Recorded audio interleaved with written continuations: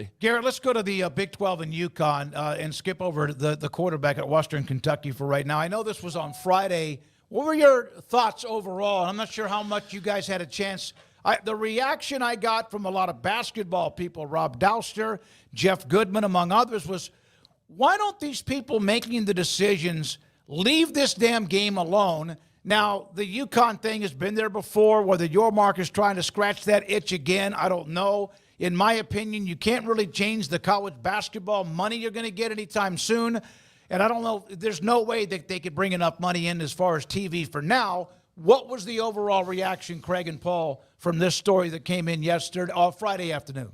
Well, initially my thought is, and thinking about it over the weekend, I really hate the timing of it. Like, football season just got here, and what's the story right as they're about to kick off the first games? It's like, oh, let's revisit some more Big 12 and realignment. And you know what? For the realignment junkies, like, hey, it's like, man, give it to me 24/7, 7 days a week, any time of year. Yep. And so you got a little dose and got a little injection, and I thought it was interesting. Like, it perked me up, like, okay.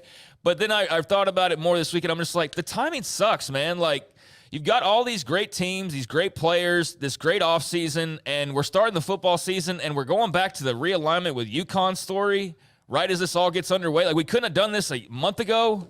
You know what I mean? Like, no, we couldn't have done this like 2 months ago. I noticed the story, but I yawned. It is nothing against UConn. It's just like, not now. Yeah, I feel the same way. I didn't like the timing of it with the very first weekend of football, and now we're revisiting all of this. So beyond that, though, just the timing piece, maybe that's just the only time you could do this, I suppose. But beyond that, I'm a college football guy, first and foremost, so I want the Big 12 to be as competitive as they possibly can be in football. And so the addition of UConn does absolutely nothing for me.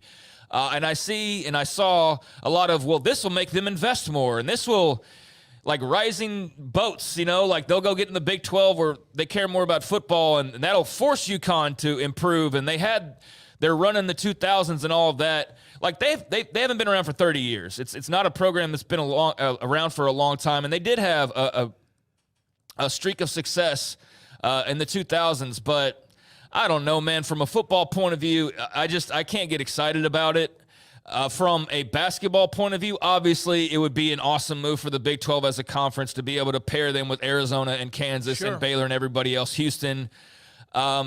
So, from that standpoint, I get it. But like you, are we guaranteed that we know that the decoupling is going to occur with basketball, or is this just a pipe dream by Yormark, who very clearly has had UConn at the top of his wish list of to-dos since he arrived? Over a year ago. Oh, yeah. This is multiple visits with the UConn membership now that we've had with Brett Yormark. So it's clearly something he wants and he is adamant about. But is he going to be here in 10 years, 5 years? So, do you add UConn for this vision of his when he's not even around? So I think the presidents have to be smart and be very much forward-looking. But you've got to do what you got to do to increase the brand. And so if this does that, then all power to you. But from a football standpoint, just overall, I don't love it. Last time that this got to be a little bit hot and heavy, I was told by somebody very much up the pipeline of the Big 12 and among the schools in the Big 12 that he was going to lose all or at least some of the momentum he had gained by adding the 4 Pac-12 schools because there were so many people that would have been against this. And I'm not so sure they still aren't. So this is interesting. And I'm not so sure now that this wasn't UConn who may have said, hey, can we talk about this again?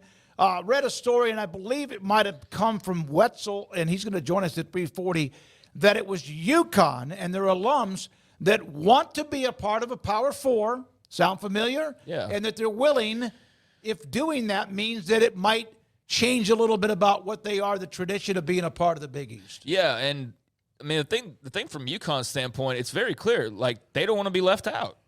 It's that simple. Like SMU did by joining the ACC. I mean, it's very simple from their viewpoint of we don't want to be left out. We don't want to be playing non-power basketball. We don't want to be out in the cold with a bunch of teams we feel like we are better than as a program, as an institution. So we need to get our money going. We need to step our game up. We need to go get into a power conference and ensure our survival. That's the UConn way of thinking. And I saw your Rob Douster tweet. You're talking about it was such an old man thing. It was and I get it, but can we not preserve tradition? It's read your replies, because the replies say very clearly why UConn fans want this. It's not that they want to leave the Big East because, like, screw the Big East. It's because they know that the future that they want is not being a basketball school in the Big East. It's having a good football program. It's being a part of the mix of the playoff if you can somehow reach that. But you can only reach that if you get into a Big 12. Right. And so from their standpoint, it makes 100% sense why you would want to do that. From the Big 12, I think it makes less than 100% sense. Pete Thamel had this just now. The Big 12 presidents, ADs met about UConn today. No vote was taken on admitting them. That was expected that they wouldn't vote. The call was informational in nature, discussion-focused. It was led by the Big 12's outside consultant, walked them through UConn's media and market value. You know, again, for basketball, it's great, but I agree with Craig. Like, even 7 years, what's going to happen to UConn football in the next 7 years that hasn't happened in the previous 100 of it? Yeah. That's going to make it to, like, oh, hey, glad we bought low on UConn football. That was the one catch, though, from Friday, that if you had a catch where you're like, okay, I get, was that football wouldn't join right away, is that it would be the next television contract. So you'd get your fill, and like, look, you wouldn't get basketball either for a couple of years, but you'd get like a couple of years of basketball before the football, before the contract would roll back up, and you'd have to probably have football join at that point. That would be your agreement most likely. So, yeah, I saw a lot of that. Well, we'll just invest, or this will, like I said earlier, we'll be a part of this conference, and that will force us to have to invest. It's like, I don't think that it works like that. You just join a conference and your football program improves. So if you were to do that, the stunted, like, everybody joins in a couple years and then football proves their worth, that makes some sense, but that also just seems like exactly. And where's the Big 12 in 7 years? Where are they when the contract rolls back around? I mean, who knows who's even still in the league at that point? All right, UConn, by the way, did become not the first school to put a logo on the field, but the first school to put a logo of their collective, their NIL collective, on the field today.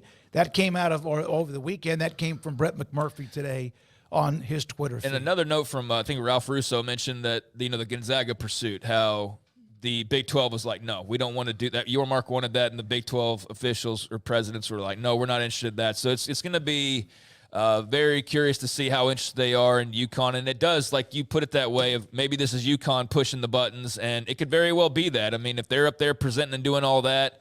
But regardless, I don't like the timing, but I get the vision, although the vision I don't think is just an absolute 100% guarantee by any means.